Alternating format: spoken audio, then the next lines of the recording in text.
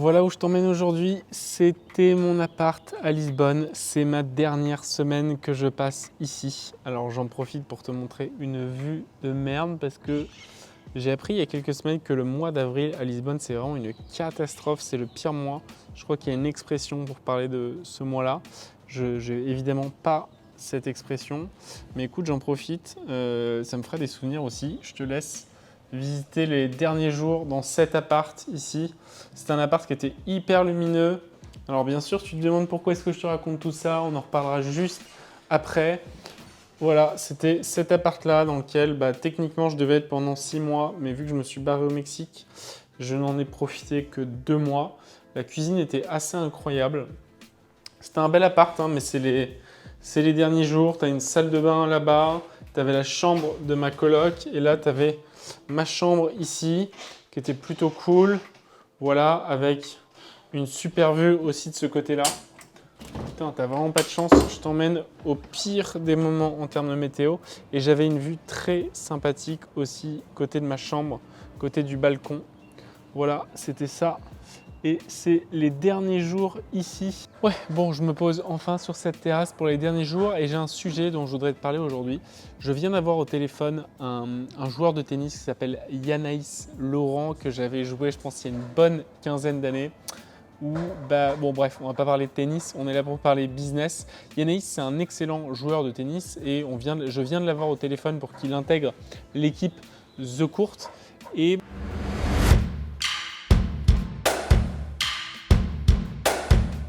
Audio Jungle. il me parlait un petit peu de ses actualités de joueur, que évidemment, et je connais ce métier-là, puisque c'est celui que pratique aussi Jules. C'est un métier qui est financièrement compliqué, parce que si tu ne gagnes pas clairement tous tes matchs à ce niveau-là, tu n'as pas moyen de survivre financièrement. Et donc, dès que tu n'enchaînes pas les matchs, dès que tu ne gagnes pas les matchs, dès que tu n'es pas dans une bonne période, dès que tu as une petite merde, dès que tu es blessé, tu ne peux pas vivre de ce business. Le problème de ça, c'est que quand tu as un niveau comme ça tennis, que tu fais partie des 1000 meilleurs joueurs du monde, Yanaïs, il a été 502e mondial, il fait partie des 500 meilleurs joueurs du monde de tennis. Je ne sais pas si tu imagines l'intensité, toute la passion, toute l'énergie qui a été mise pendant cette trentaine d'années pour atteindre les 500 meilleurs joueurs du monde de tennis. Comment est-ce que c'est possible qu'à un niveau comme ça, on ne puisse pas avoir assez d'argent pour vivre très correctement? Les 500 meilleurs joueurs du monde de tennis. T'imagines si c'était les 500 meilleurs businessmen du monde ou les 500 meilleurs joueurs de foot? Tout le monde vit tranquillement quand tu fais partie des 500 meilleurs joueurs d'une discipline comme, je sais pas, le business, la tech, le foot. Comment c'est possible qu'au tennis, ça ne fonctionne pas?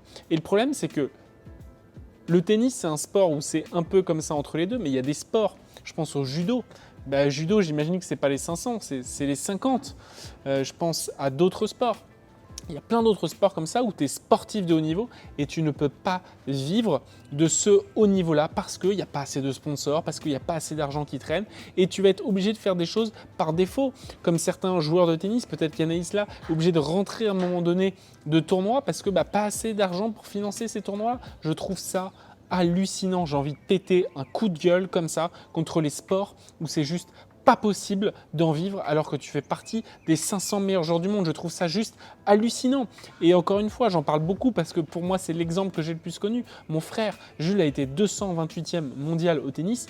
Putain, mais c'était un clochard. C'était un clochard jusqu'au moment où il s'est dit « Ok, si je veux vraiment vivre, il faut que je change de stratégie. » Donc, il est parti sur les tournois français sur lesquels il peut gagner de l'argent, vivre convenablement, vivre confortablement, investir, acheter des appartements, investir dans d'autres choses, avoir une vie entre guillemets normale pour quelqu'un qui est bon, qui est excellent dans une discipline. Et moi, je trouve ça dingue. Je suis choqué qu'il y ait comme ça tant de sports. Je pense au hand aussi, c'est comme ça. Il y a des mecs qui sont en Ligue 1 de hand, ils ne gagnent pas leur vie. Je pense au judo, évidemment, je pense à l'escrime.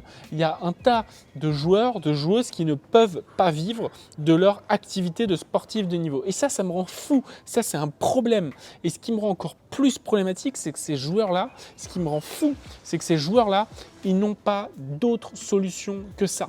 Et quand ils en ont complètement marre, qu'est-ce qui se passe? Quand ils en ont complètement marre, ils décident, comme tout le monde, d'aller tranquillement passer leur diplôme d'entraîneur de leur discipline.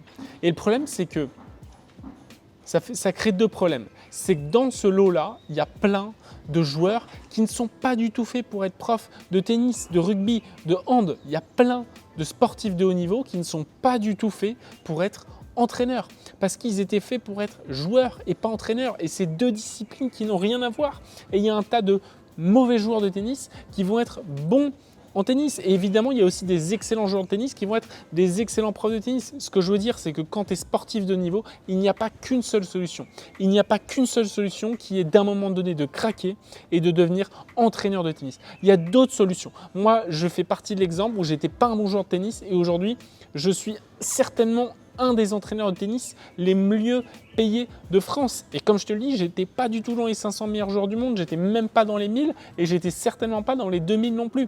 Et pourtant, aujourd'hui, je vis certainement 10 fois mieux que ces joueurs-là.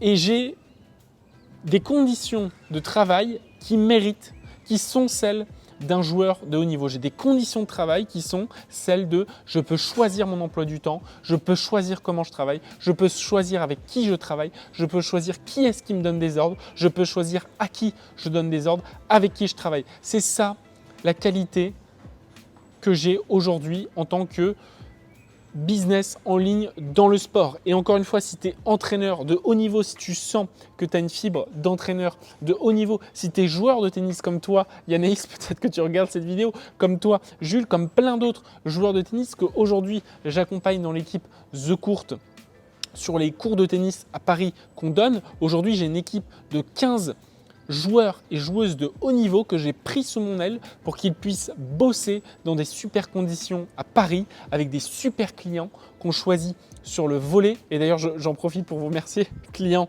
The Court des trainings à Paris, parce que vous êtes des super clients et Dieu sait qu'il y a eu quelques merdeux clients qu'on a sortis rapidement parce qu'aujourd'hui, on a la possibilité d'avoir créé un beau produit et ce beau produit, on veut le faire profiter à des beaux et bons clients. Donc tout ça pour te dire que si tu es sportif, entraîneur de haut niveau, il y a d'autres possibilités. Moi, j'en ai créé une avec le club de tennis à Paris. Tu peux créer ton propre club. Tu peux également aussi créer du contenu. C'est vraiment la solution que je te recommande si tu es sportif de haut niveau. Je te mets un petit peu plus là, bouge pas. Si tu es sportif de haut niveau, je te recommande de commencer déjà à créer du contenu sur ta carrière. Regarde ce qu'on a fait sur la chaîne Arthur et Jules The Court. Jules, il est en train aujourd'hui de construire la carrière qu'il aura après le fait d'être joueur de tennis. Parce qu'il crée du contenu en ligne, il fait du personal branding, il explique qui il est, il explique ce qu'il fait, il crée une relation de proximité avec les gens à travers des vidéos hebdomadaires, des vidéos quotidiennes où il explique ses difficultés sur le terrain, où il explique ses bonnes aventures sur le terrain, ses mésaventures. C'est comme ça qu'il est en train de créer son job de demain. J'en parle aussi souvent. Je suis absolument fan et je t'invite à aller le voir, la chaîne de Kevin Meyer, celui qui fait du décathlon, disons, oui, donc les 10 disciplines athlétiques, je pense que c'est du décathlon. Il poste du contenu sur ce qu'il fait en tant que sportif de haut niveau, c'est juste magnifique à voir et je suis sûr que grâce à ça, il est en train de créer sa carrière future. Il est en train de créer le job qu'il aura une fois que sa carrière sera finie. Je ne sais pas s'il comptait être prof d'athlétisme, entraîneur de haut niveau, mais je suis persuadé qu'avec ce qu'il fait, il est déjà en train de créer son futur job. Et écoute-moi bien, si tu es sportif ou entraîneur de haut niveau, c'est maintenant et c'est surtout grâce au Covid que les cartes sont rebattues.